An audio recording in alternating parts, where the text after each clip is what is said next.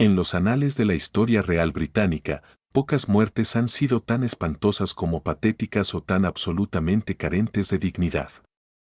Como la del rey Jorge IV en el momento en que dio su último aliento el 26 de junio de 1830. El hombre que una vez fue llamado el primer caballero de Inglaterra se había convertido en una caricatura grotesca de la realeza. Masa de carne hinchada y en análisis que horrorizó incluso a sus propios sirvientes. Esto es la historia de un rey que murió no como monarca sino como un cadáver viviente abandonado por su pueblo y despreciado por la misma historia. La transformación de príncipe apuesto a soberano vilipendiado había ocurrido. Décadas, pero el descenso final hacia la decadencia física y moral se aceleró. Dramáticamente en sus últimos años lo que estás a punto de presenciar no es simplemente la muerte de un rey sino la completa. La desintegración de un ser humano, una historia de advertencia sobre el poder absoluto. Corrompida por la indulgencia absoluta contada a través de los ojos de quienes vivieron. A través de la pesadilla de George los últimos días de la caída George Augustus. Federico nació el 12 de agosto de 1762, el hijo mayor del rey Jorge III. Y la reina Carlota en su juventud poseía todas las ventajas que el nacimiento real podía otorgar a la inteligencia, al encanto. Y una apariencia sorprendente que lo convirtió en el centro de atención de la alta sociedad, pero, incluso siendo un joven príncipe, las semillas de su eventual destrucción ya estaban echando raíces en su padre, el austero y profundamente. El religioso Jorge III mantuvo un hogar rígido que valoraba la rectitud moral. Sobre todo creando una atmósfera sofocante que el joven príncipe encontraba insoportable. Para su cumpleaños número 21, George se había establecido en Carlton House, en el Pall Mall de Londres, donde comenzó lo que se convertiría en una vida de trabajo sistemática. Autodestrucción. El contraste entre padre e hijo no podría haber sido más marcado. Donde Jorge III practicó la frugalidad y la disciplina moral, su heredero abrazó el exceso. El príncipe se rodeó de todas las formas imaginables, con compañeros disolutos que bebieron enormes cantidades de alcohol y se embarcó en una serie de amoríos escandalosos que deleitaron a la prensa satírica de la época. La década de 1780 marcó el comienzo de la carrera de George. Transformación de un joven príncipe apuesto en algo mucho más siniestro. Su apetito por la comida rica se volvió legendario. Un desayuno típico consistía en 2 palomas, 3 filetes de ternera, 3 partes de una botella de vino blanco, una copa de champán seco, 2 copas de oporto y una copa de brandy. Esto era solo el comienzo de su consumo diario que continuaría con elaborados almuerzos y cenas que se parecían más a las antiguas orgías romanas. Comidas civilizadas. A medida que su peso aumentaba, también lo hacían sus deudas.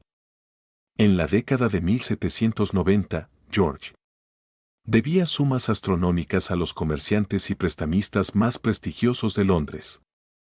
El Parlamento lo rescató repetidamente, pero cada rescate financiero solo permitía más excesos. Parecía el príncipe incapaz de aprender a moderarse, viendo el dinero como un recurso inagotable que existía únicamente para suplacer sus gastos en ropa, muebles, arte y el entretenimiento. Alcanzó niveles que sorprendieron incluso a los miembros más extravagantes de la aristocracia del príncipe. Sus relaciones personales resultaron igualmente destructivas debido a su matrimonio ilegal con la viuda católica María Fitzherbert. 1785 creó una crisis constitucional, mientras que su posterior matrimonio oficial, el matrimonio de la princesa Carolina de Brunswick en 1795, se convirtió en uno de los más desastrosos uniones reales en la historia británica. George estaba tan disgustado con su novia. En su primera reunión, él pidió a brandy mientras Caroline observaba que él estaba muy gordo y no tan guapo como su retrato.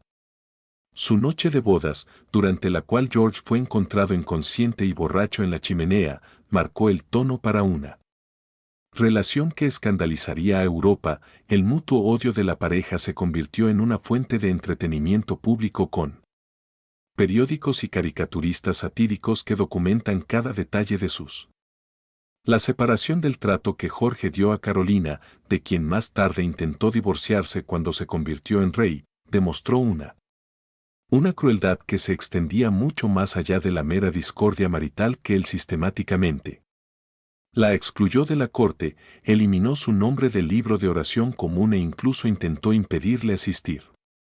Su coronación cuando Carolina murió repentinamente en 1821, muchos sospecharon que el estrés de la persecución de su marido había acelerado su muerte a lo largo de estas décadas de escándalo y excesos.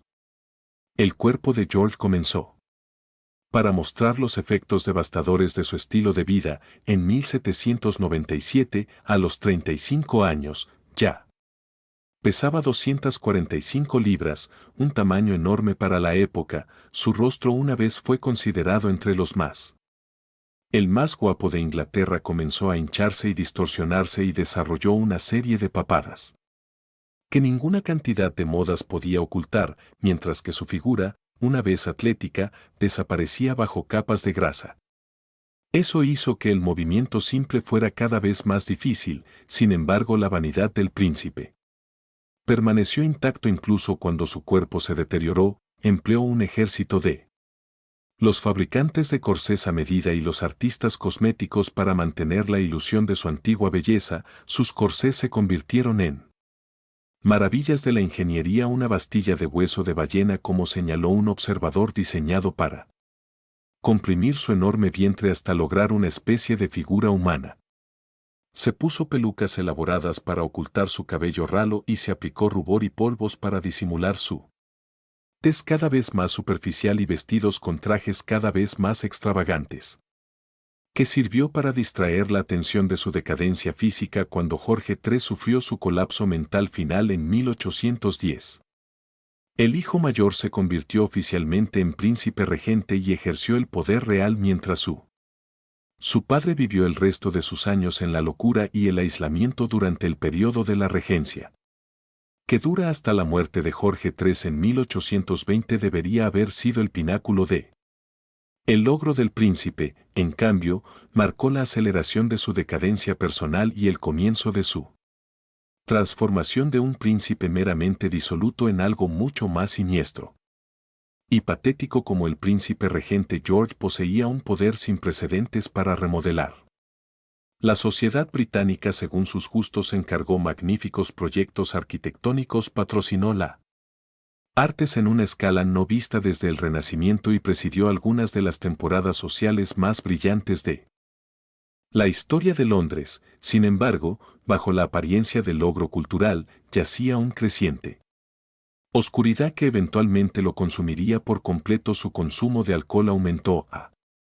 niveles que impactaron incluso a sus contemporáneos bebedores empedernidos, mientras su adicción al opio líquido Lordinum comenzaba para nublar su mente durante días. Los legendarios banquetes del regente se convirtieron en espectáculos grotescos de consumo que horrorizaron a los visitantes extranjeros durante en un periodo de 6 semanas en 1816, Carlton House recibió más de 5.000 libras de carne, no incluyendo salchichas de cerdo o de aves que el príncipe consumiría personalmente.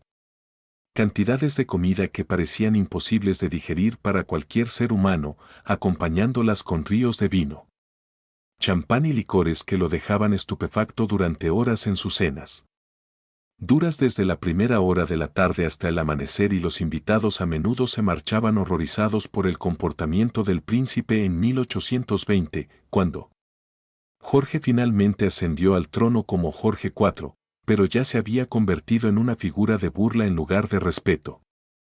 La coronación costó casi $1.000.000, una suma inimaginable en aquel momento.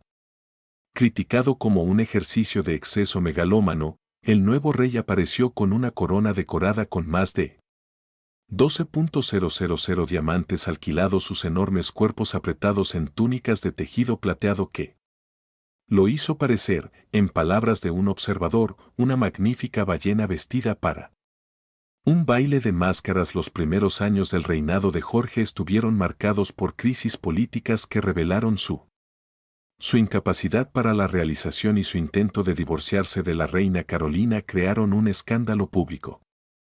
Espectáculo que puso al pueblo británico decisivamente en su contra mientras su interferencia en la política gubernamental demostró una comprensión del arte de gobernar que era a la vez ingenua y peligrosa. El Parlamento aprendió a trabajar en torno al rey en lugar de con él, reduciéndolo efectivamente a una figura decorativa ceremonial, cuya función principal era evitar causar más escándalos a medida que avanzaba la década de 1820. La condición física de George se deterioró a una velocidad alarmante. Su peso superó las 280 libras, lo que lo convirtió en una de las personas más obesas de Gran Bretaña. Sus piernas hinchadas por la retención de líquidos se volvieron tan dolorosas que apenas podía. Las escaleras se volvieron imposibles de subir, obligando a sus sirvientes a llevar a través de sus propios palacios como un enorme un mueble que respira, el contraste entre su imagen pública como rey y su realidad privada como. La invalidez creó una disonancia cognitiva que lo llevó a un aislamiento más profundo y dependencia. La adicción del rey al laudanum alcanzó niveles verdaderamente peligrosos. Durante este periodo consumió regularmente más de 100 gotas antes de apariciones públicas. Suficiente para dejar inconsciente a la mayoría de las personas, la droga lo dejó en una neblina perpetua. Incapaz de concentrarse en los asuntos gubernamentales por más de unos pocos minutos a la vez, sus discursos se volvieron incoherentes y divagantes. Asuntos que avergonzaban a sus ministros y deleitaban a sus enemigos extranjeros. Los diplomáticos informaron que el rey de Inglaterra parecía estar borracho o drogado durante la mayoría de las funciones oficiales. La vista de George comenzó a fallar catastróficamente a finales de la década de 1820, lo que añadió otra capa de humillación a su situación. Su ya patética existencia, al igual que su padre, desarrolló varias cataratas, que lo dejó casi ciego. Se sometió a una cirugía ocular primitiva en septiembre de 1829. Pero el procedimiento le proporcionó poco alivio. En diciembre de 1828 ya no podía firmar documentos que obligaban al Parlamento a crear un sello con su firma que pudiera aplicarse en su presencia. El rey que había una vez se enorgulleció de su hermosa letra, ya no podía escribir su propio nombre. La gota, la enfermedad tradicional de los ricos atacaron a George con particular crueldad en sus últimos años. Sus manos y pies se volvieron tan. Estaba hinchado y dolorido, y el más leve roce podía provocarle paroxismos de agonía. Se vio obligado a usarlo especialmente. Diseñó unas zapatillas que se acomodaron a sus pies grotescamente agrandados mientras sus manos se deformaban tanto que no podía. Ya no sostenía una pluma ni siquiera un tenedor. El rey, que una vez fue famoso por sus elegantes modales, se vio reducido a ser alimentado como un bebé por sus sirvientes cada vez más rebeldes. Los cambios físicos. La apariencia de George durante sus últimos años fue tan dramática que impactó incluso aquellos que lo veían regularmente. Sir David Wilkie, que pintó él un retrato de 1829, informó que George se estaba consumiendo terriblemente día a día.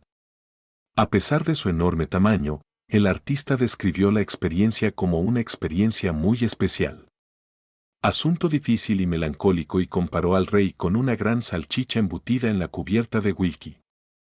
El retrato, tan diplomáticamente favorecedor como siempre lo fueron los retratos reales, no podía ocultar por completo el hecho de que el sujeto había dejado de parecerse a un ser humano en cualquier sentido reconocible de George.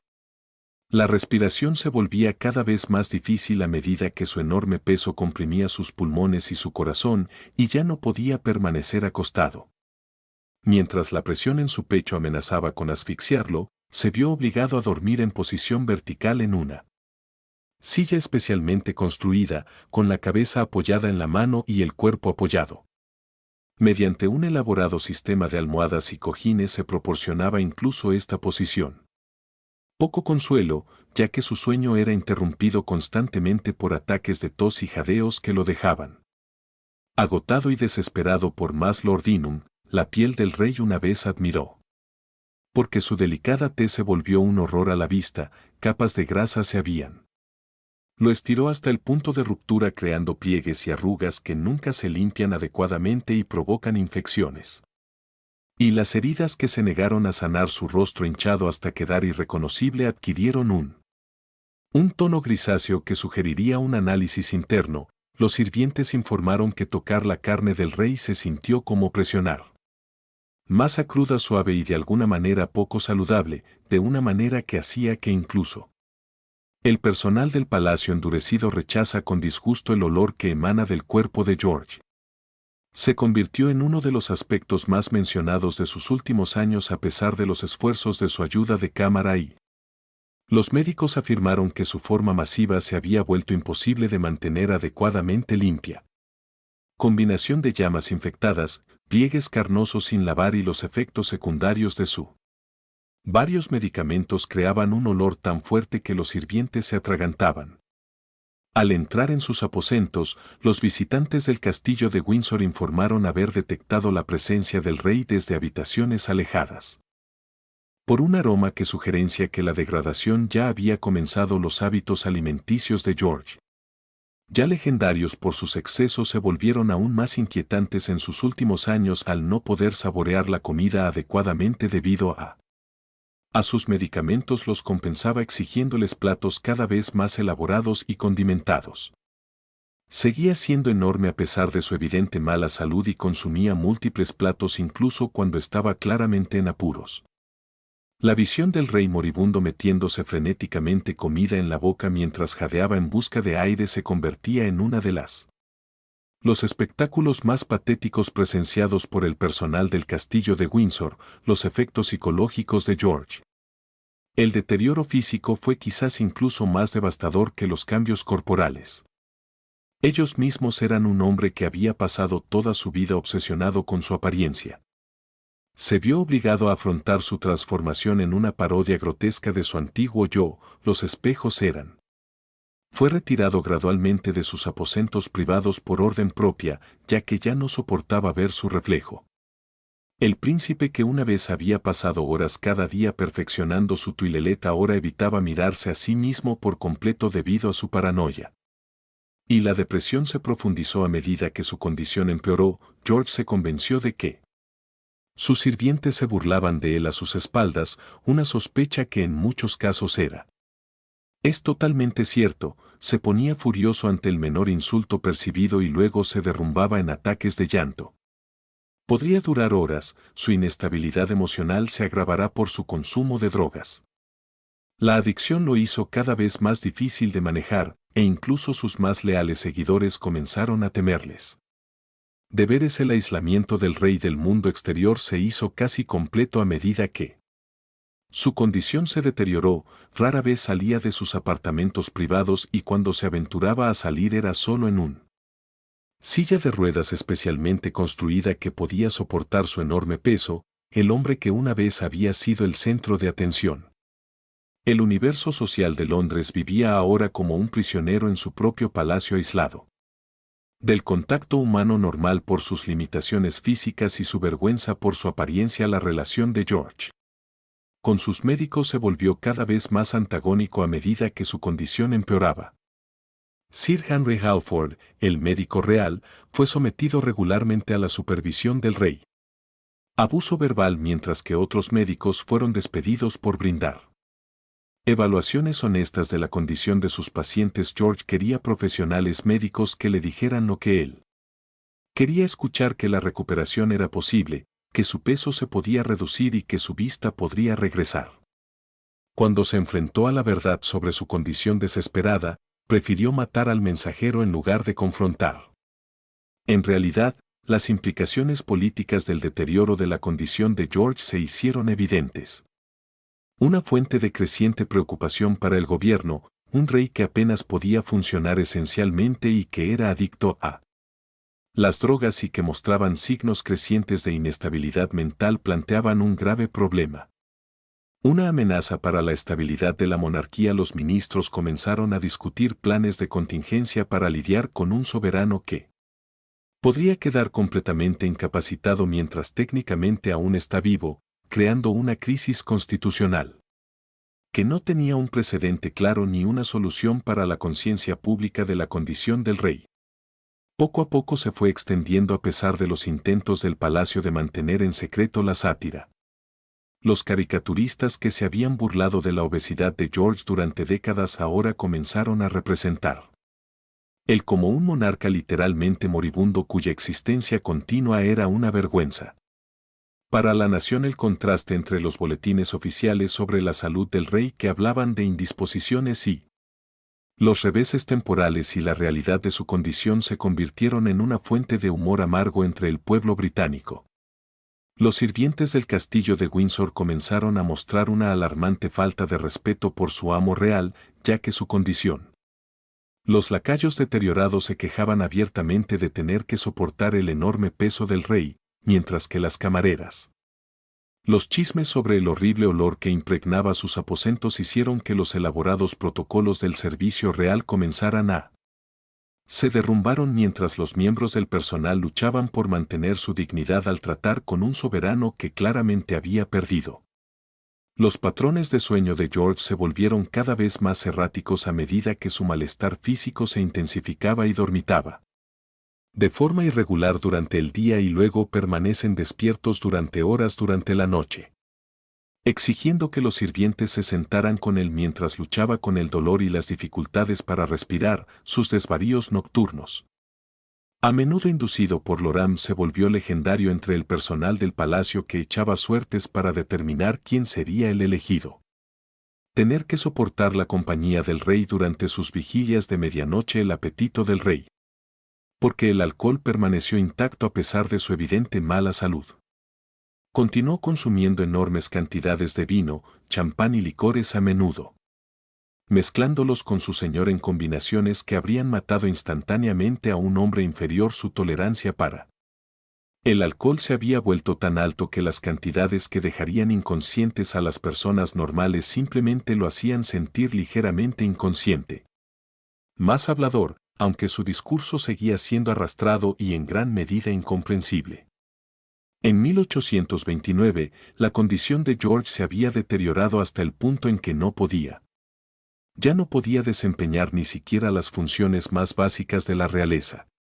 Leer documentos estatales, no pudo firmar documentos y estaba demasiado confundida para seguir discusiones políticas. La maquinaria del gobierno continuaba funcionando a su alrededor, pero el propio rey se había vuelto poco más que un cadáver respirante que ocasionalmente se mueve para hacer demandas irrazonables o emitir mensajes incoherentes. Las órdenes de que todos ignoraron el acto físico de mover a George de una habitación a otra se convirtieron en un problema logístico importante. Desafío que requirió equipos de sirvientes y equipo especializado. Se construyó una silla con ruedas para transportarlo, pero incluso esta resultó inadecuada para alguien de su tamaño y condición médica. El sonido del rey siendo movido por los pasillos del palacio. El crujido de la maquinaria, los gruñidos de los sirvientes esforzándose y el propio George. La respiración difícil se convierte en un recordatorio audible de la degradación de la monarquía. La higiene personal de George, que nunca fue particularmente rigurosa, incluso en sus días más saludables, se volvió prácticamente inexistente. A medida que su condición empeoraba, sus sirvientes luchaban por mantenerse limpio. Pero su tamaño y su condición médica hicieron que el lavado adecuado fuera casi imposible. El rey a veces pasaba semanas sin un baño adecuado y su cuerpo sin lavarse sumaba al olor ya abrumador que marcaba su presencia. Los visitantes del palacio aprendieron a respirar a través de sus bocas cuando estaba cerca del rey. El contraste entre la imagen pública de George y la realidad privada alcanzó su punto más extremo durante sus últimos años. Los retratos oficiales continuaron mostrando a un monarca digno con espléndidas vestiduras, pero aquellos que realmente se encontraron con el rey describieron una criatura que tenía poco parecido con estos idealizados. Las representaciones de la brecha entre la propaganda real y la realidad viva se hicieron tan grande que parecía casi surrealista, como si dos personas completamente diferentes estuvieran. El debate sobre la adicción a las drogas había hecho que el estado mental de George fuera impredecible y a menudo peligroso. Experimentaría periodos de aparente lucidez seguidos de episodios de completa confusión donde fracasaría. Para poder reconocer incluso a sus sirvientes más cercanos, su memoria se volvió tan poco confiable que olvidaba conversaciones que habían tenido lugar minutos antes y luego se ponía furioso cuando le recordaban sus. El olvido, el deterioro mental del rey lo hizo cada vez más paranoico y desconfiado de todos. A su alrededor se desarrolló el despertar religioso que George experimentó en sus últimos meses. Añadió otra capa de patetismo a su ya trágica situación el hombre que había pasó décadas desafiando abiertamente la moral cristiana y de repente se convirtió en obsesionado con asegurar el perdón divino por sus pecados. Pasaba horas confesando sus fechorías a clérigos cada vez más incómodos. Al detallar una vida de libertinaje con una especificidad que horrorizó a sus oyentes, su nueva piedad parecía genuino, pero se vio socavado por su continua incapacidad para modificar su comportamiento destructivo. El apetito de George por Lordham se había vuelto tan enorme que sus médicos temían que pudiera sufrir una sobredosis accidental durante uno de sus episodios confusos. La cantidad de el opio en su torrente sanguíneo era suficiente para matar a varias personas comunes y corrientes, pero la tolerancia del rey era tan alta que parecía funcionar normalmente, o al menos tan normalmente como su condición lo permitía. Permitió que sus médicos comenzaran a diluir su medicación sin decirle nada, pero George requeriría dosis cada vez mayores para lograr el mismo efecto.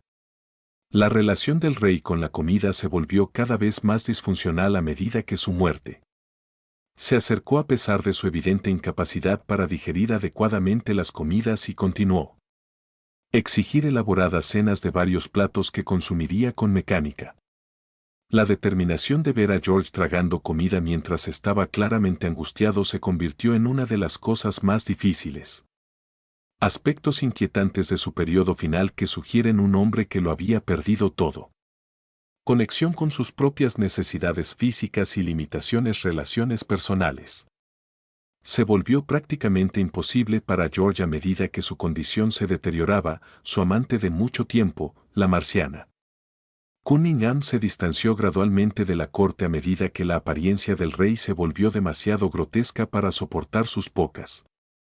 Los amigos restantes encontraron excusas para no visitar el castillo de Windsor y dejar a George rodeado solo de sirvientes pagados que apenas podían ocultar su repulsión ante su presencia. El rey, que una vez había sido rodeado de admiradores y aduladores, murió esencialmente solo. El olor de la decadencia que rodeaba a George se volvió tan abrumadora que comenzó a afectar a los demás residentes del castillo de Windsor. Adelaida, la esposa del hermano de Jorge, William, que se convertiría en Guillermo IV. Según se informa, se mudaron a diferentes barrios para escapar del olor, y los sirvientes comenzaron a ofrecerse como voluntarios para tareas que les llevarían. Los alejaban de los aposentos del rey, mientras que los que se quedaban se envolvían la cara con telas para filtrar el humo. El aire que respiraban los delirios de George se volvieron más elaborados y desconectados de la realidad a medida que se acercaba su muerte. A veces afirmaba haber luchado en la batalla de Waterloo a pesar de haber pasado todas las guerras napoleónicas a salvo. En Inglaterra, sus fantasías de gloria militar contrastaban marcadamente con sus condición actual como un inválido inmóvil que apenas podía levantar su cabeza. Los episodios de pensamientos grandiosos se alternaban con periodos de profunda depresión en los que George lloraba por horas sobre su vida desperdiciada. Los últimos meses del rey estuvieron marcados por una serie creciente de crisis médicas que sus médicos no pudieron hacer nada para solucionar. El problema de su corazón, que luchaba por bombardear sangre a través de su cuerpo masivo, comenzó a fallar con más frecuencia. Su respiración se volvió se esforzó tanto que incluso el más mínimo esfuerzo lo dejaría sin aliento y con la cara azul. Sus médicos sabían que la muerte era inevitable, pero no podían predecir exactamente cuándo ni cómo ocurriría.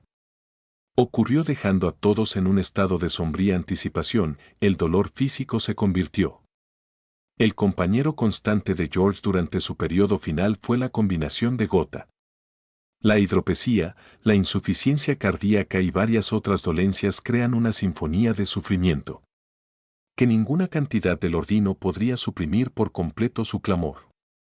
Agonía durante la noche, sus gritos resonaban por los pasillos del palacio y aterrorizaban al personal. El dolor del rey era tan obvio y tan constante que incluso sus críticos más duros comenzaron a sentir cierta compasión por su sufrimiento y su colapso. El protocolo normal del palacio durante los últimos meses de George reflejó la naturaleza extraordinaria de su condición. Los sirvientes que normalmente habrían sido despedidos por la más mínima incorrección ahora discutían abiertamente las acciones de su amo. Condición repugnante, la jerarquía rígida que gobernaba las casas reales comenzó a colapso mientras los miembros del personal luchaban por hacer frente a tareas que iban mucho más allá de lo que habían sido entrenados para manejar. La propia monarquía parecía estar descomponiéndose junto con la conciencia de su soberano Jorge de su propia. La proximidad de la muerte creó un terror que era doloroso de presenciar a pesar de su. Sufrió básicamente y se aferró desesperadamente a la vida rogando a sus médicos que le ayudaran. Que podrían prolongar su existencia incluso brevemente, su miedo a la muerte era tan intenso que se negaba a dormir convencido de que no podría despertar. Este temor existencial agregó una dimensión psicológica de su sufrimiento que hizo que sus últimos meses fueran aún más angustiosos para quienes los presenciaron. Los movimientos intestinales del rey se convirtieron en un asunto de urgencia médica ya que el sistema digestivo comenzó a fallar debido a las enormes cantidades de comida que consumía. Ya no se podía procesar adecuadamente, lo que provocaba bloqueos dolorosos que duraban días hasta que finalmente llegaba el alivio. A menudo iba acompañado de sangre y otros signos alarmantes de que su sistema interno. Los órganos estaban cerrando. Estos detalles médicos íntimos fueron discutidos abiertamente por el personal del palacio que había abandonado hacía tiempo cualquier pretensión de dignidad real. Los visitantes religiosos del rey moribundo informaron que las confesiones de Jorge se han vuelto tan detalladas y perturbadoras que se preguntaron si escucharlos era bueno para su propia salud espiritual. El relato del rey sobre su vida de los pecados eran tan amplios y gráficos que parecían menos un arrepentimiento que una indulgencia final en los mismos comportamientos que decía lamentar espiritualmente. Los asesores se esforzaron por brindar consuelo a un hombre cuya culpa parecía ser tan enorme como su corpulencia física. El establishment político comenzó a prepararse para la muerte de George con un entusiasmo que rayaba en lo indecente. El hermano William, el heredero aparente, fue informado sobre los protocolos reales mientras George aún vivían y los ministros del gobierno hicieron pocos esfuerzos por ocultar su alivio ante la perspectiva de una nueva monarca. El contraste entre las expresiones oficiales de preocupación por la salud del rey y los preparativos privados para su sucesión reveló hasta qué punto George había alejado a todos. A su alrededor, las últimas semanas de George estuvieron marcadas por una serie de falsas alarmas que mantenía al personal del palacio en constante estado de alerta. Parecía estar muriendo solo para recuperarse temporalmente antes. Al volver a caer en la crisis, estos episodios tuvieron un impacto psicológico. Todos los involucrados crearon una atmósfera de tensión perpetua que hizo normal la vida imposible. La negativa del rey a morir limpia y rápidamente pareció el último acto de egoísmo que incomodó a todos los que lo rodeaban. Los últimos días del rey transcurrieron en una silla especialmente adaptada que le permitía dormir en posición vertical con la cabeza apoyando su mano en busca de apoyo. Esta patética imagen de un rey que ya no podía acostarse en su propia cama y se convirtió en un símbolo de cuán completamente se había deteriorado su salud física. Su condición había establecido su dignidad y los sirvientes lo observaban luchando por respirar en esta posición incómoda, su cuerpo enorme temblando con el esfuerzo de llevar aire a sus pulmones debilitados. La noche del 25 de junio de 1830, la condición de George dio un giro dramático para él. Peor aún, su respiración se volvió aún más difícil de lo habitual y su color cambió. Un tono de alarma gris que sugiere una insuficiencia circulatoria completa. Los médicos sabían que el fin estaba cerca, pero el propio rey parecía no darse cuenta de lo cerca que estaba la muerte y lo despidió. Sir Henry Halford pasó la noche y se acomodó en su silla para lo que sería su último sueño como hombre vivo, señor. Van Waller, el oftalmólogo de George, y uno de sus pocos compañeros leales restantes se sentaron con el rey moribundo. Durante su última noche, la escena fue a la vez patética y conmovedora, groseramente.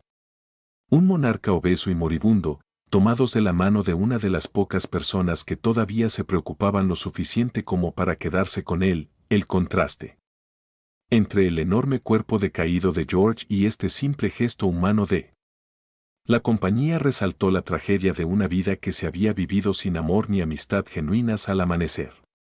El 26 de junio de 1830, George se acercó y comenzó a mostrar signos de angustia final. Su respiración se volvía cada vez más irregular y su enorme cuerpo parecía estar apagándose sistema por sistema. Aproximadamente a las 3 de la mañana se despertó de su sueño intranquilo y experimentó lo que sería su último crisis, una evacuación intestinal con sangre que indicaba el fracaso total de su sistema digestivo. El último acto coherente del rey fue llamar a su médico, supuestamente gritando: «Señor Enrique, tráelo, esto es la muerte». Los momentos finales de Jorge IV. La vida fue tan indigna como todo lo que les había precedido. Según diversos relatos, sus últimas palabras fueron: «O bien seguro que esto es la muerte, Dios mío, ¿qué es esto?», o simplemente incoherente. Gimiendo mientras su enorme cuerpo finalmente sucumbía al daño acumulativo de décadas de abuso, murió a las 3:15 de la mañana el 26 de junio de 1830, con la cabeza cayendo sobre el hombro de su paje mientras respiraba con dificultad. Finalmente, la autopsia que siguió a la muerte de George reveló el alcance completo. Debido al daño interno que su estilo de vida le había causado, sus médicos encontraron depósitos masivos de grasa alrededor de todo el cuerpo.